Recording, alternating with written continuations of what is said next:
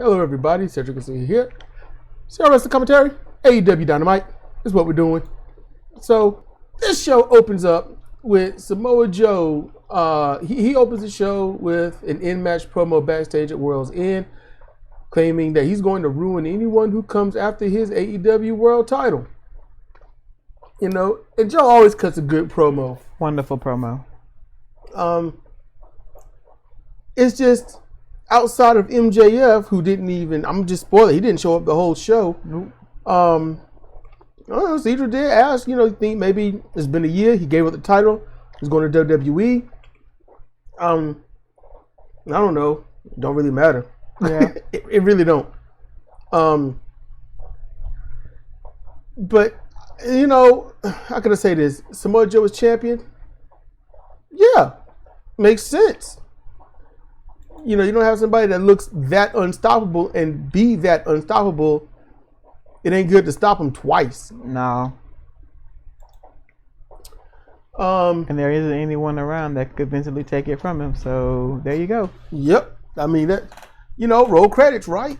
Because that's about what it is. Yeah. And, Joe is champion anywhere he goes. Except WWF at the time. And WWE, still, they won't gonna give him the credit he's due. But he wasn't there for WWF. Yeah, he was for a very short 2-match stint. Oh, okay. I think he was on Shotgun Saturday Night or something like that. Oh, okay. He was a young boy or something. Yeah. Let's see. Adam Cole comes to the ring with the newly formed Undisputed with a revamped dark version of his theme music. Undisputed Kingdom. I was going to get to that, but okay. Oh, I'm sorry. Yep. Let's see. Adam Cole justifies his actions against MJF. Then Adam cites that MJF would have turned on him if he wasn't needed anymore. He just beat him to the punch. In that light, he claimed that MJF needed him, but he didn't need MJF. And he was like, broke my foot for the guy and whatnot. Okay, well, ankle. Adam cites the Kingdom as the Ring of Honor Tag Team Champions, and Taven's like, yeah, for the third time. Roderick Strong, he says Roderick Strong will go after and he said All Atlantic title. It's the international title, but he said Wardlow will go after the world title, and when Adam is all healed up, Wardlow will do the right thing and hand the title over to him. Wardlow had this, it was kind of a smell like, yeah, sure. Yeah, right. Let's see. He hopes Joe isn't the champ because he'd hate to hurt a friend. Funny. Yep, that went over the audience head so brutally. You could hear it. They was chanting everything. They was mocking everything, and then they missed it. So he calls him the Undisputed Kingdom. I'm like, wow. I wonder where they got that from, because I sure enough remember coming up with that one, but I won't do a commentary at the time. Or was I? I can't remember. Neither can I.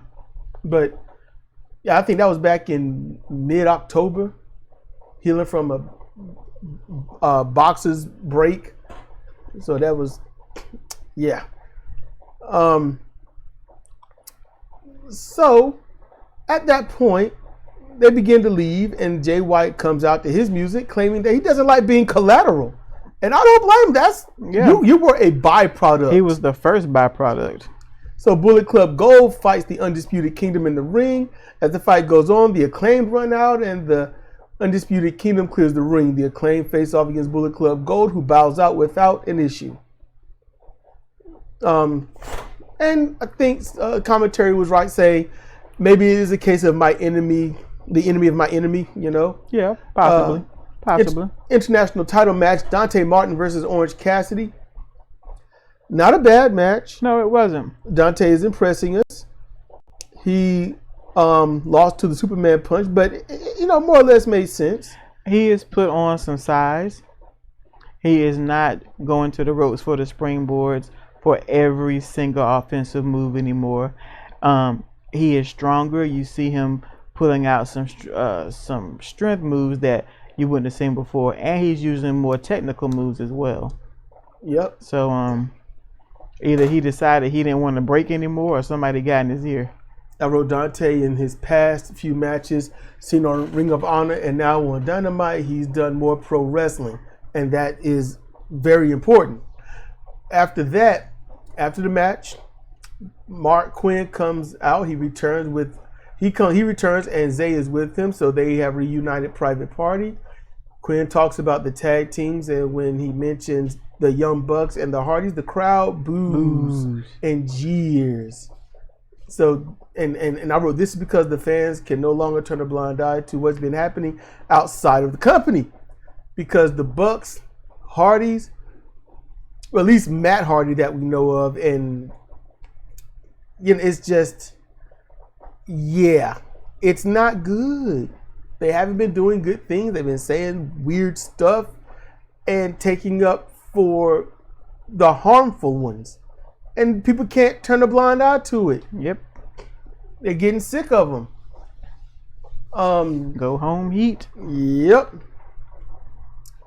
So then Mariah May versus Queen Aminata happens. I'm like, why Queen Aminata? And why are they going to debut this on the flagship show? Queen Aminata hasn't won anything, even on Dark, when that was a thing. Mm-hmm. Anyway, May had full control and had that through a commercial break. This match should have been 2 to 3 minutes. Mm-hmm. Aminata makes a nice comeback after the break, and the fans were fully behind her. May wins with the Michinoku Driver 2, a move used by all, and finally, at least, it gets the win. Yeah. After the match, May talks to Renee Paquette, insulting the fans of New Jersey. This brings out Diana Perazzo. Diana is more of a hometown girl and beloved by the fans. Perazzo, during her promo, she's on the verge of tears the whole time. She announced that she's all elite. I think she was nervous. Diana Perazzo has been on Ring of Honor. She's been in, I think she's come to, she was in Dark. I know that. I think she was on Dynamite at one point. Never cut a promo, but maybe. I don't think she's wrestled in front of this many people before. And she was at home, and she didn't sign a new contract. She might have been excited. Maybe, yeah. I was thinking that. Not nervous, but blistering with joy. Like, you signed the contract. You know you're getting all this. And the way Tony Khan does stuff, he'll do it right on the fly. So she might have just got that. And Diana Perazzo, the virtuosa, she's good. She is a wrestler. And they need wrestlers. And they do. Queen Aminata is a wrestler. Now I wasn't happy with her match here.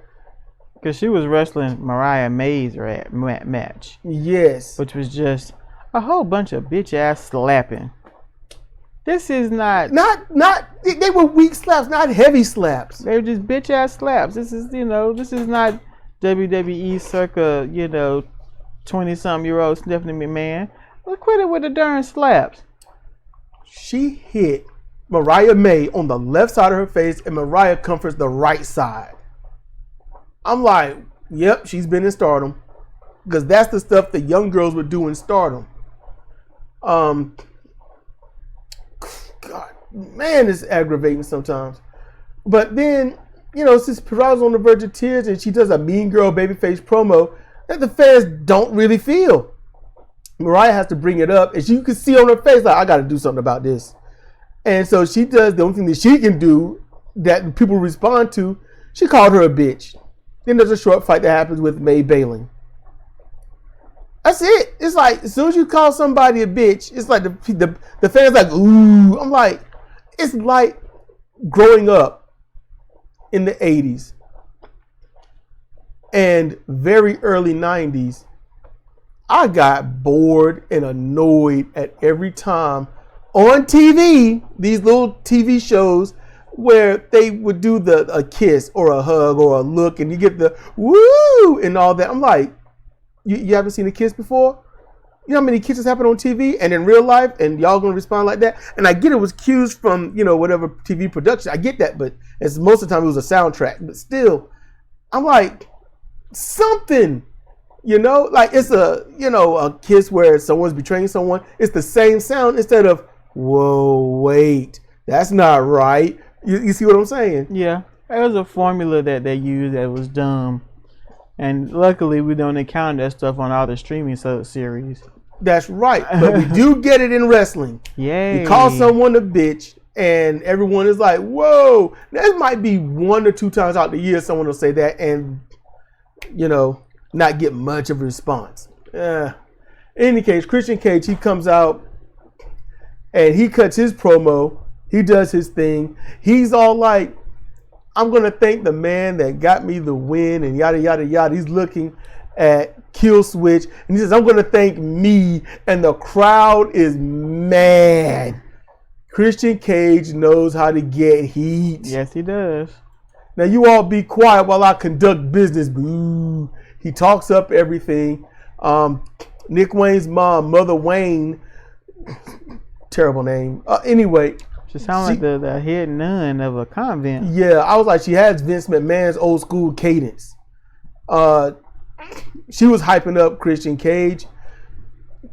Christian was just soaking it up. I thought that was funny. Mm-hmm. He announces them, I guess, I'm not sure, but the patriarchy.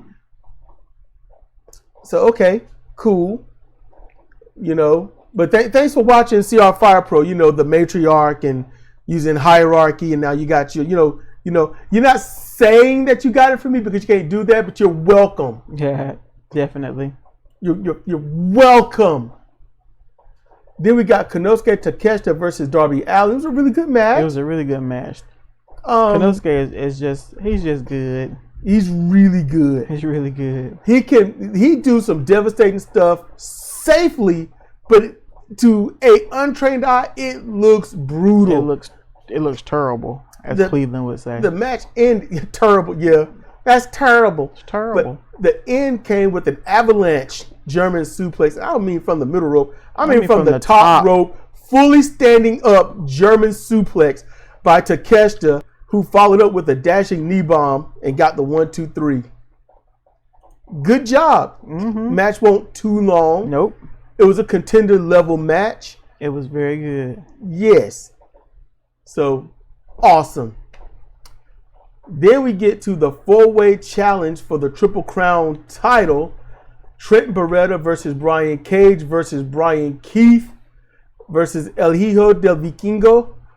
And, I said that like that. Yep. You did. So,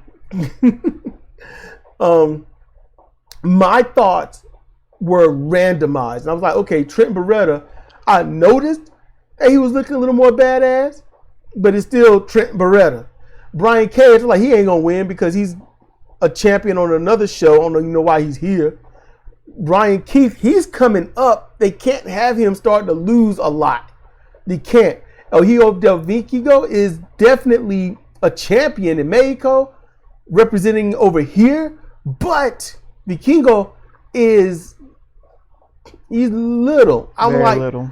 Brian Keith or El Hijo del Vikingo is going to win. One of them is going to pin the other because the other two is just LOL. CJ had a different take. It was about 40% through the match. I was like, Beretta's going to win.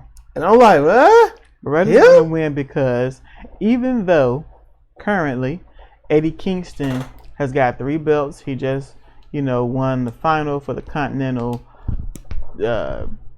elimination round robin. Yeah, round robin collision tournament to the death. Yeah. Death tournament of destruction and annihilation for 3 belts. Exactly. Even though he just won that, as far as the levels or the hierarchy of AEW goes, he and Trent are on the same level. Kind of think about it like WWE. You had guys who are heavyweight champion level, Stone Cold, Bret Hart, Rock, Shawn Michaels, and then you've got Intercontinental champion level, Christian Cage, and somebody at the time from La Resistance. Yeah, Val Venus, those guys. Yeah. Okay, that would be equate to where Eddie Kingston and Trent Beretta are. El Vikingo is little. He needs to, wrestle the lightweights and flip and flop and dive and take deep breaths before he, jump to his death. Like Brian Keith, he's still coming up. But he just got there. He looks better though. He looks good. He just got there, and of course Brian Cage is a champion on different shows. So nobody else would make sense. That was a better breakdown than I was giving it. Because I was like, Beretta? That dude? Cage? LOL? I like Brian Cage. I like Trent Beretta, but I know how they're presented, so... And, of course, his tag team partners hurt somehow. I guess he got hurt in the indie promotion or something. Who? Chuck. Oh, yeah. He's not around, so either Beretta can sit around twirling his thumbs and squeezing the orange, or he can wrestle. The last person that turned their back on this group of the best friends went on to become a 2-time Ring of Honor Pure Champion, and do some other things. So maybe that's the step that he's going. Maybe. Not to be taken as some joke. Because Trent is good if he took himself seriously. Yep. And that's what he looked like. He's taking himself serious. He's not going to be the LOL, all that crap. Maybe Rocky's been talking to him. Maybe. Because right now, him and Beretta and Romero as a tag team is awesome. And, if I was Romero, I'd be like, look, I didn't break up Roppongi Vice for you to do this. You were supposed to be doing something. And then Beretta could say, what have you done but lose? Rocky's been wrestling many places and holding belts. Yep. Beretta. Well, going on TV from what we can see, it's like Beretta can say that. What have you done but lose? That's it. You lose or you're gone. At least I'm here. If it was an argument of that type. That still don't hold water. It don't. Yeah, you hear all the time, Beretta, and you don't do shit but stick your hand out and back up Orange Cassidy. Yeah, and I'm here, man in the ring. And when I'm here, if you're a Rocky, I may not win, but my home base isn't here. I go to other places and I win. True that. He just came off a really long title run with the oldest belt they got. I think in CMLL or AAA, one of them. It's one of them. So I would think it would be AAA because I don't think he wants to get on Conan's bad side. They are some serious tribalistic people down there in Mexico. Mm-hmm. Man, So if it was to be that kind of argument, yeah, you're right. Beretta can't hold it to him. Mm-mm. He can't. Next, we get to the main event: Swerve Strickland versus Daniel Garcia. And I had to write this down because as we talk, I can tell you forgot. So I'm going to bring it back up. Remind me. Okay. You saw on commentary Daddy Magic Matt Menard. Oh, and okay. You was like, man, yeah, and you went on your tirade. We should have brought this up in our review of World's End. So here you go. For World's End, I can't. Okay, it was the 4-on-4. That's what it was. Yeah. And Menard was out there doing commentary because his boy Garcia was wrestling on one of the teams. On the opposite side of the team, Brody King was over there. Now, Brody King has been feeling away because I believe he dropped a match to Garcia. And Brody King ain't nobody to be messing with. He's a big dude, and he's very skilled, and he's got the bite that matches bark. So at some point, I don't remember exactly how it started, but Menard was talking trash to Brody, trying to defend his friend. Yep. Brody said, "What you gonna do? You ain't gonna do shit. You a bitch." Like a half an inch from his face, he said that, and then walked off. And Menard couldn't do anything. He couldn't do nothing. Because if he did attack Brody, he'd get his friend's team disqualified. He would. And then after the match was over, they didn't show it, but we heard it and saw the aftermath. After the match was over, Brody went over there and blasted him in the head, and then went to the back. And Menard has not answered. He has not answered it. He just eating that. He don't want none of that. Ain't enough 5-hour energy hook into your veins in the world. Let's go have him go after and defeat Brody 5 King. hour. You know damn well Matt Menard has 40-hour energy. And it's still not enough. No, it ain't, but I'm just letting you know, because that man is wired. Still not enough. I'm just saying, he's got to do something. Even if he's going to get his tail handed to him, Menard's got to do something. Ain't going to do nothing. Even if he got his boys with him, even if he get Cool Hand, Ange, and Daniel Garcia, and they go up against the House of Black, it won't matter though. Matt Menard needs to cut some kind of promo somewhere, and he say, "Look, just make it brief. I'm just bear with me. Just say, listen, at World's End, Brody King got in my face. All right." You can say, right out here, just last week on Dynamite, Swerve Strickland got in my face. Mm-hmm. I'm not going to stay here and be bullied. I'm a little guy. I get that. But as a little guy, you are not going to bully me. I have the freedom to express myself, and you are not going to keep me from doing that. So now, you and me, we got to fight.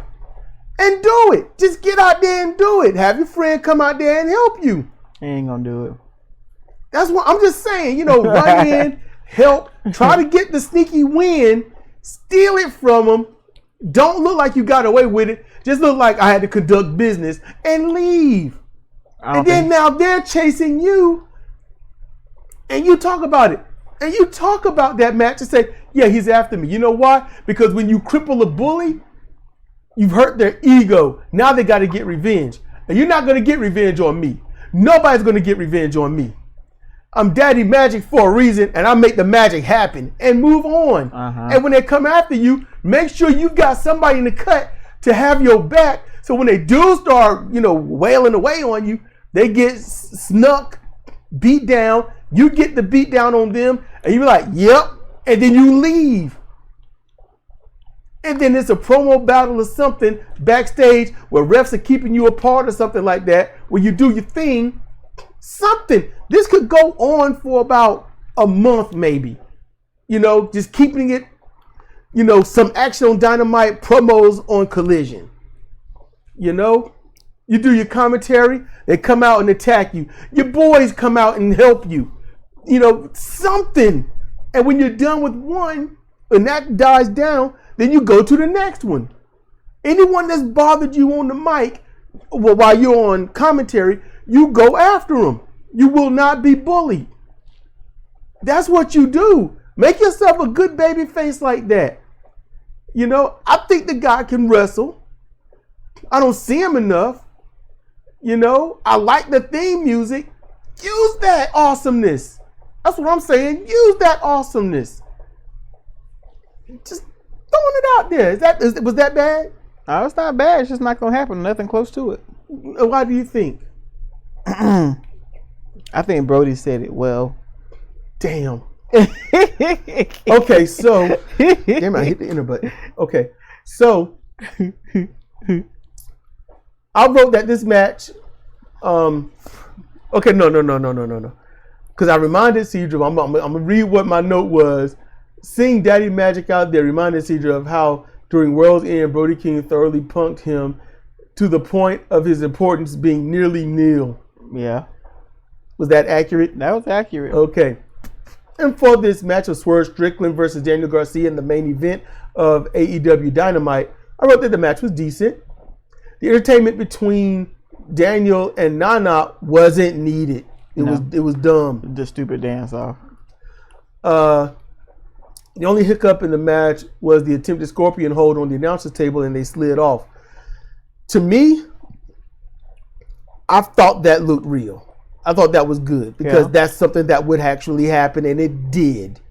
You can't do everything perfectly, but I thought that was a good spot. And then y'all gonna have to just bear with me or be mad and unsubscribe as you normally would. But I thought the idiots in the crowd shouting, "You messed up," but a different word, I really did think they were just idiots. I was like, y'all are just the indie-loving idiots that can't wait to shout anything. You know, she wears panties, you just shout that. You just shout something. Shout something, anything. Just make it up. You know, we like Christmas trees. Just shout it. Daniel Garcia, he withstood quite a few big moves and finishes, but Swerve had to pull out the JML driver. And I don't know why I wrote MJL, but JML driver. I think I'm a little dyslexic. I don't know. Don't be putting no notes on your head asking me if it's backwards. That ain't how mine work. If y'all saw Ali Sadiq's comedy special. In any case, after the match, Swerve goes to shake the hand of Daniel Garcia, who lost. Garcia was going to be, honorable about it. And Prince Nana from behind crotch shot him. Menard enters the ring like, no, man, we can't do that. But then they beat him down. And crotch shot him. Yep. But at least he got in the ring and tried. He tried. At least he tried. He did. And at this juncture, AEW does need to bring up some of the people that's been there for the longest. Need to bring them up and make them look important. And then after they fled, Adam Page comes out angry about the putties putting him through a car window. So he attacks Swerve Strickland. The refs and other staff try to keep them apart, but they keep failing as they fight, and they have to go off the air like that because it's so ruckus. It's gonna be what the whole year is like. Oh, wow, jazz hands. Oh man, look, I thought that was cowardly. Hey, these people put me through a window, so let me go pick on this other guy. Yeah, I'm gonna fight somebody. I'm like, y'all really got to keep this storyline going? Strickland should not even dignify this with any more of a response than this. He should be like, you know what, your beef with Samoa Joe, I'm not looking backward at you, I'm looking forward. I'm gonna be honest with you. Seriously, I know that they got stuff in mind for these two to keep working together, right? Yeah. I got it because Tony Khan is still emotionally riding high on that garbage match they had where he thought it was just outright awesome. He wants them to go and do something else. They probably put him in a cage match of some kind with the weapons and crap. But venomous snakes and live tigers. There we go. I thought it would have been better if when Adam came running to the ring, if Swerve bailed out, used his hands to shush him off and leave. Mm-hmm. That would have been better. Or the fight happens and then they all separated. Swerve bails out the ring and say, "Ain't worried about me." Just gives the backhand shoe motion, shoe off motion, and leave. Be like, you ain't worth my time. I'm trying to get better things. And Swerve, if he's gonna make a move for that Ring of Honor not Ring of Honor, but AEW World Heavyweight title, he needs to go for it at All In. He needs to, because Joe ain't gonna lose it on the first 3 or 4 defenses. Mm-mm. And MJF, he should have been there, but maybe he's got to get his thoughts together on how he's going to do his promo or what they're going to do or something. That's if he's even still there. I don't know. It don't really matter. Wrestling is wrestling, I would watch AEW when I feel like it, whether he's there or not. You got Ring of Honor on the screen. We can bust some of that out if you want. I was the plan. I'm really, Ring of Honor. I just really care about the Minion, and that's why I'm not really sure about doing a review for Ring of Honor because it's all going to be the same thing. No one utilized it all, but Athena's keeping the show going. Yeah, that's really it. And this women's TV title match. Maybe we'll see Shane Taylor. Yeah, Shane Taylor. Yeah, Shane Taylor Promotions. That's something worth watching. Dalton Castle. He's worth watching. Yeah. That's a feud that's worth watching. We'll see what comes up. Well, but they just not used well, and then the main event will be people that you don't care to see that should have been the opening match. Yeah. That's been the main event for about 2 months. People you don't care about that shouldn't even be there really. That's what you get when you're dealing with a billionaire's vanity project. I wish his father would say, you know what? I'm not giving you any more money. Make it on your own. I ain't gonna lie. So once that happens, you'll be like, you know what? AEW's come to an end. I'm sorry, everybody. Goodbye. Mm-hmm. That's what would happen. Good luck, everybody. Yep. So with that brings us to our conclusion. This look, I want to thank y'all for those that watch, those that listen, and all that. Appreciate it a whole lot. Those that might have wanted to unsubscribe but stayed and hoping for something, look, send me an email, okay? crw717@mail.com. Subjected, big capital letters, suggestion or commentary or something, so I know that it's from one of y'all. And I won't say who you are, but I would most likely either read it, or if I don't read it, I will take it to heart and do what I can to make what adjustments need to be made. That's just how I want to function. But with that said, this has been Cedric and Cedric for CR Wrestling Commentary on All Elite Wrestling's Dynamite. And with that, y'all be good, be safe, be chill, and we'll see you next time.